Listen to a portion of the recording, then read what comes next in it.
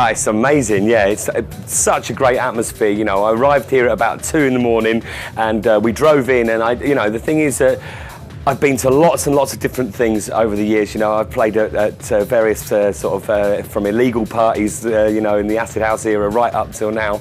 And, you kind of know what to expect, but you don't know what to expect, and I knew that it would be good. But when I came and saw that it was a castle, it was just brilliant, just such a spectacular event, And when I walked in through the front gates, I followed a sign that said "in." I told you this earlier.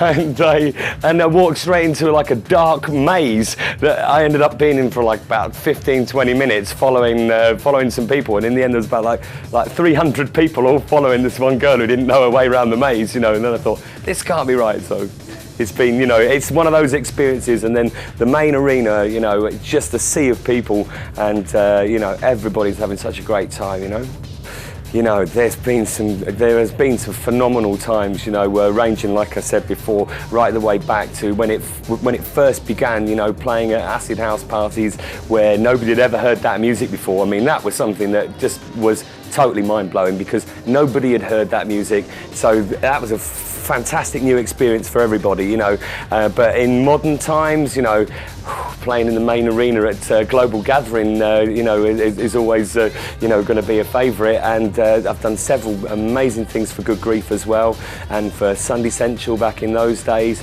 I now run a club called Kiss the Funk, where we have some, momentous nights there as well.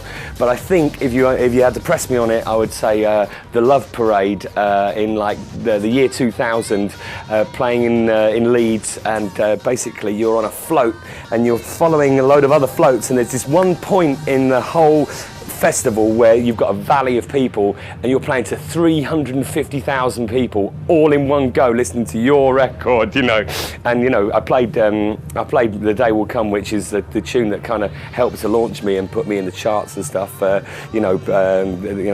Played that, and that was, I don't think it gets much better than that. It's a real kill me now moment. It really is such a pleasure, to hear the work that you've put in, because sometimes you have to really work at that stuff. It just sometimes it flows and it's nice and easy, but other times you've got to really try to manufacture and work through things to make the tune exactly how you want it to sound. It really is an honour to hear your music and the thing that you've created played by somebody else. That's sometimes when you get the best time to measure it, because you're probably stood nearer to where the crowd is than from behind the DJ box, which is a great feeling anyway.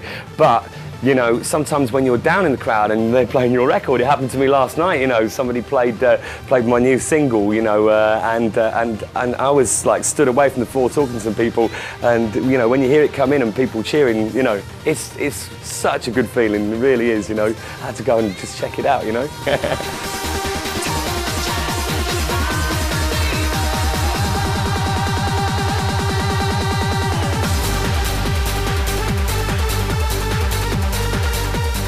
Playing on the Essential Mix would be sort of, without doubt, one of the highlights of my career. You were asking me before, there's no doubt about that, but it's almost like I think you get the Essential Mix through the work that you've done. So it's the sense of achievement of being asked to do it means that you've achieved close to where you wanted to go in the first place, and that, it was a really emotional experience for me.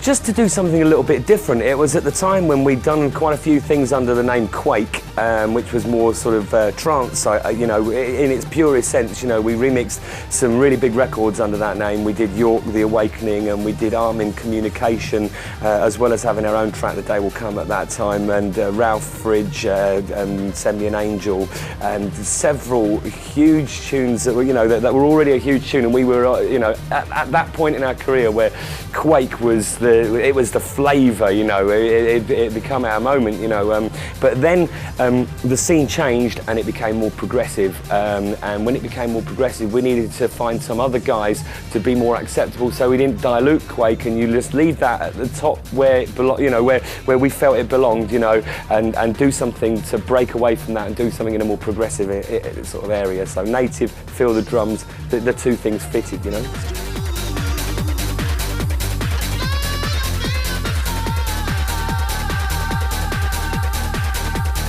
use a combination of things. I work with a lot of different engineers. I work with BK and Colin Barrett and Ingo and Vinyl Groover and the Redhead. I work with Technical, Gaz West. You know, I work with a whole range of different people. Just in collaborations, and they all use something different. So it gives you an understanding for an awful lot of different things. You know, so I at home I use Cubase SX3, which is brand new. I also use Ableton Live 4, which is a really revolutionary program. But we also use things like Logic and Fruity Loops, which is this really simple thing that you can buy for like £99, which is, you know, nothing. You know, it's just a sequencer, and there are like loads of guys and female producers out there who are using this stuff at home, who are like 17, 18 years of age and getting the best results. And it's been nice. I've been able to work with some of those people like Alf Bamford, Gaz West, very much though, you know, and Guyver as well, and Maddox, and all of those guys. You know, they're so talented at such a young age. So, you know, it's interesting to see how they're getting the sound out of the machines as well. You know, every day's a school day, I think. Working with somebody new always teaches you something, you know, and it's interesting to see what their ideas of, you know, what they're going to do next, you know, because sometimes, you know, with DJing, there's a few different ways of doing it, and you know, this leads on to it, you know, for me. The important thing in DJing is being able to contrast styles and not to stick just down one path and just like, I play hard trance, or I play techno, or I play hard dance, or whatever. It's got to be a few different things all in one go. So working with different producers has opened my eyes to that and made me think, well, I can play their tunes with these tunes. And you know, when you cross the two and you do it well and you mix it well, it sounds like something completely new, you know, and that's what I'm always looking for, looking to, you know, at the exit point, to make it do something that sometimes provides the element of surprise, and you know, other times a blend, you know, from hard to trance, and then it rips your heart out, you know, when you get to the top, and that's what I'm looking for, you know, that, and then some grit, and then, you know, some hard trance. And it just works so well that way. It makes it so exciting, and you know, you suck people in, you know, and you actually open up and suggest to them to listen to something a little bit different, because it's not too different for too long.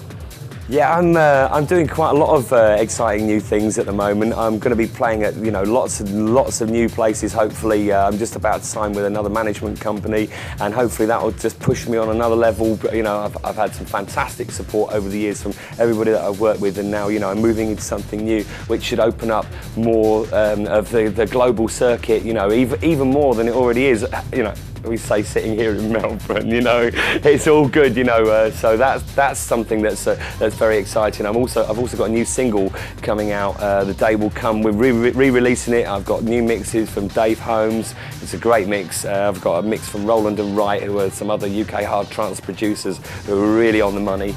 I'm going to get a K90 remix done of it. I've got some, you know, some big plans for that, and that could be the real big tune for next year. You know, after the follow-up to Stay, which I did with Vinyl Groover and the Redhead last year, you know, and I've got a follow-up single with them coming out after that called Beautiful Like You, which is like quite tough and pounding, but like I said before, with that break that really opens up and opens the heavens type of thing. So I've got that going on. I've got work with Technical and Steve Hill. I'm also doing a new compilation as well. There's going to be the Hard Dance Awards in the UK, and I'm playing at it next week. You know, playing a live set there, and my couple of things are up for nomination, and then I'm doing the album for it. So it's going to be like a compilation album and a DVD of the awards. So I'm doing that, and you know, that's going to be very exciting, and that's going to be pushed on the TV and all that type of business. So, and I've, you know, got loads of stuff. New Year's coming up. It's all good. Yeah, my plans for the New Year's, I'm playing for a club called Pam's House, which is in Norwich, which is in like East England, which is the best club in that area. You know, they just absolutely love it. Similar to here, you know, they absolutely love it. So that's all good.